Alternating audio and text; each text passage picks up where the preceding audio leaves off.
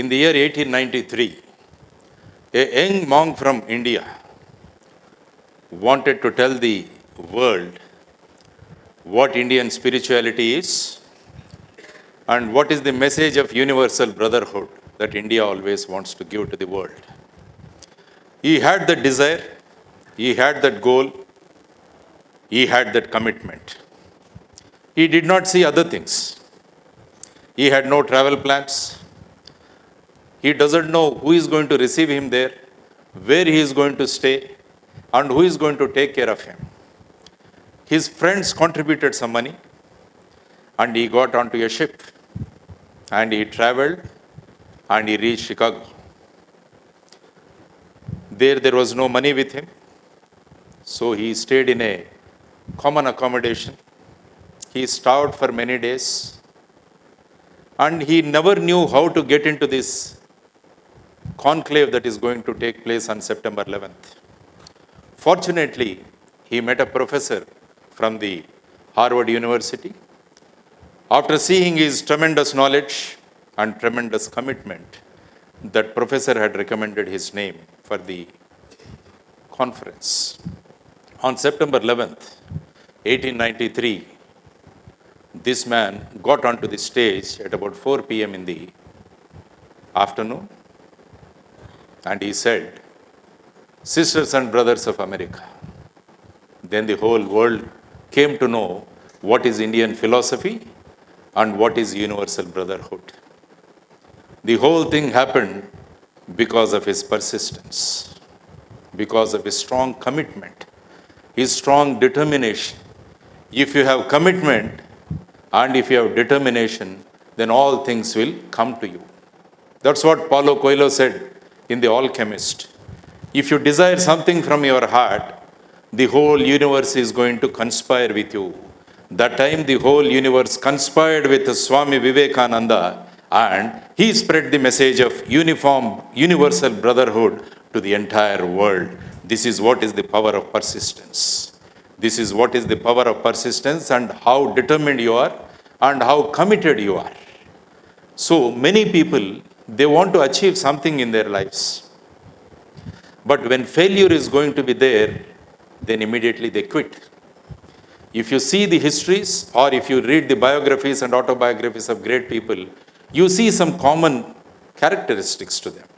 First thing is they dream big, and they are determined, and they are disciplined. They are not afraid of any obstacles that come in their way. They are ready to face them. They have a lot of persistence. They have perseverance, and they take the challenges and they overcome them, and finally they succeed. So the persistence and the power of persistence is very, very important. I tell you some of my examples in my police career. I joined the Indian Police Service in the year 1990, and I served in Maharashtra for a long time. And I served here in the Central Bureau of Investigation for about 7 years. Farmers were agitating in Maharashtra. They wanted minimum support price for their cotton. The government was not yielding, but the farmers started agitation. I, as an individual, I always respect a farmer. If farmer is not there, we are not there. That is what is my concept always. I thought as a police officer how I can help these people. I had a very strong commitment that somehow these farmers should get the minimum support price. The government was not willing. The agitations were spreading in Maharashtra, and their leader came and he parked himself in the place where I was serving. I met him. I asked him, "How can we help you?" He said, "I need to discuss this with a minister." Then I immediately called the agricultural minister, and he came and he discussed with this great leader. His name is Sharad Joshi. After the meeting, I thought something is going to happen. Then I rushed into the room and I asked Mr. Sharad Joshi, "I hope the conversation was good and you are going to call off your strike." He said, "This agricultural minister doesn't know what a farmer wants, and he doesn't know agriculture." Then again, I was very much disappointed. But still, I was committed. That's something I need to do. Then I asked him, what should I do? He said, I need to discuss with the chief minister. Generally, in a state hierarchy, I was at a very, very lower position. I was the superintendent of police of a district, wherein there was a huge hierarchy on me. I tried to convince my higher ups. They said, it is very difficult to convince the chief minister.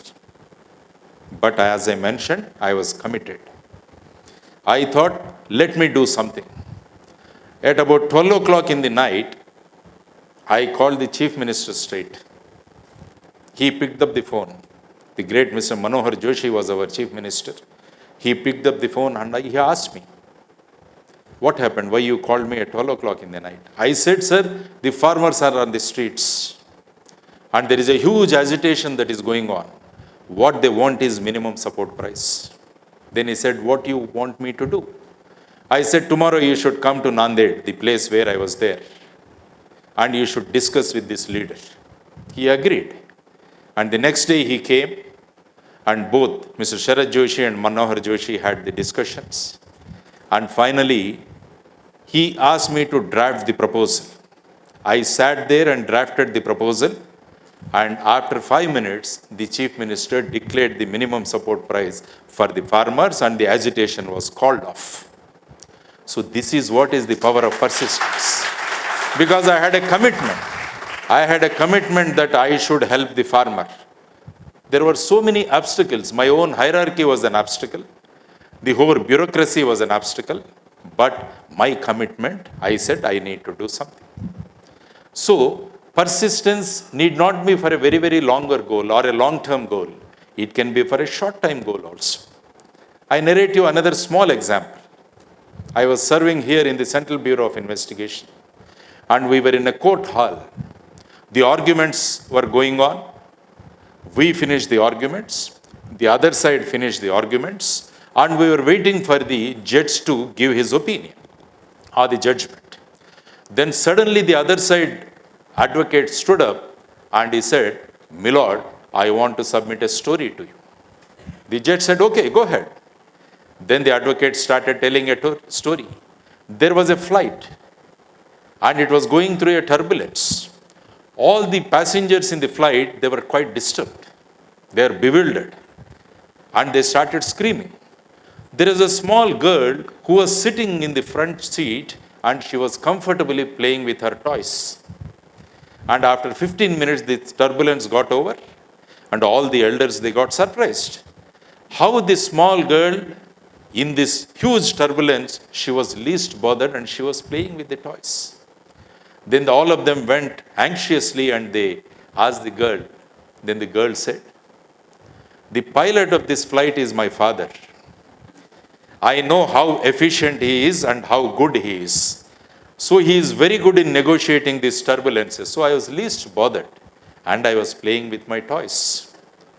So after completing this story, the girl said, "I have so much of confidence in my father."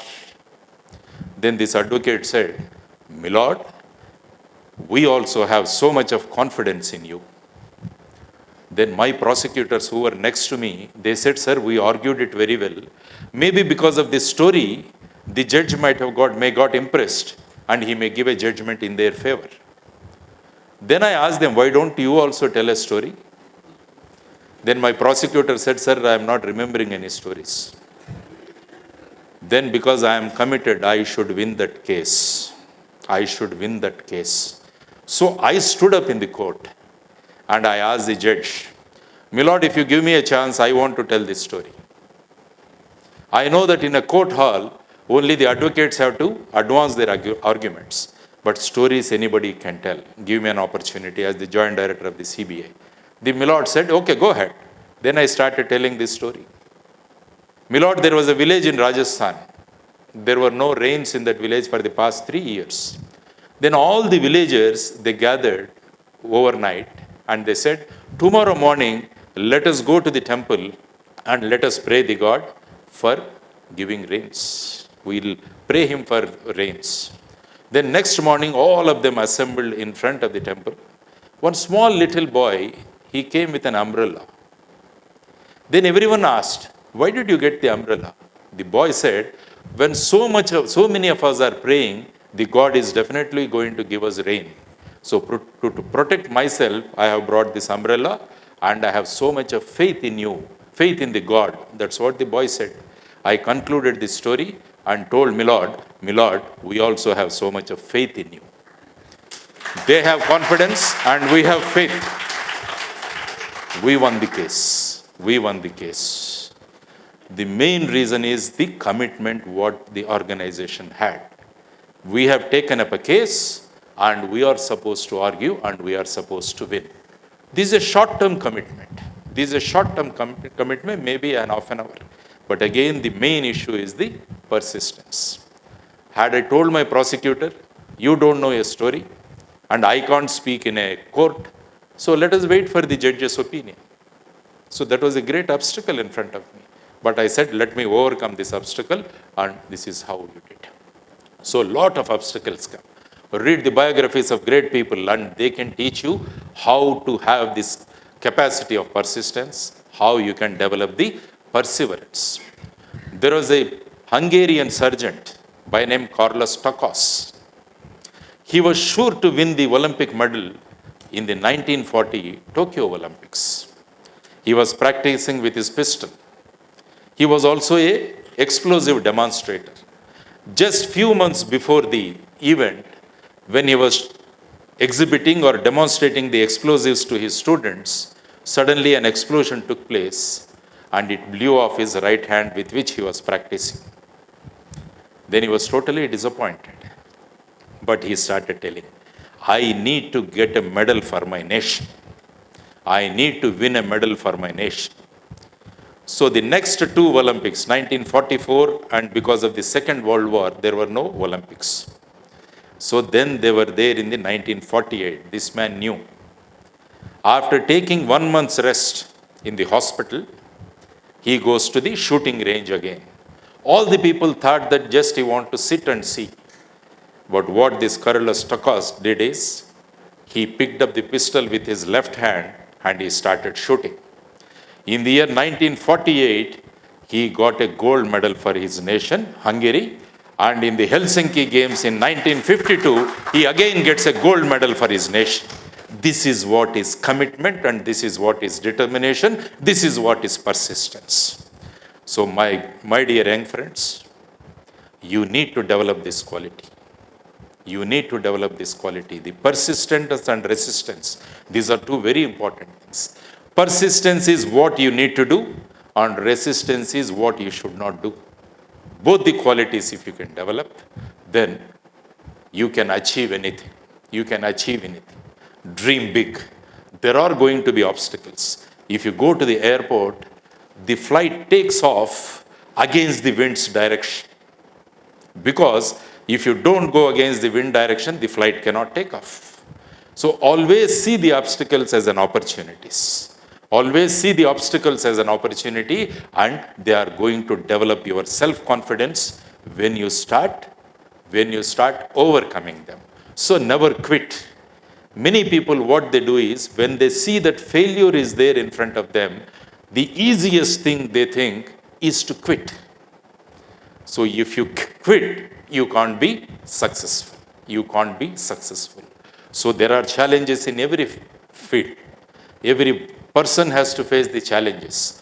Once you face the challenges and become successful, your self-confidence will increase, and sky is the limit for you to achieve. So the power of persistence or the power of perseverance is going to take you to the desired goal and where you want to be. Maybe after 5 years, maybe after 10 years, maybe after half an hour also. So develop this quality of power of persistence and become successful and bring a great name to this nation called Bharat, India. Thank you very much. Jai Hind, Bharat Mata ki Jai.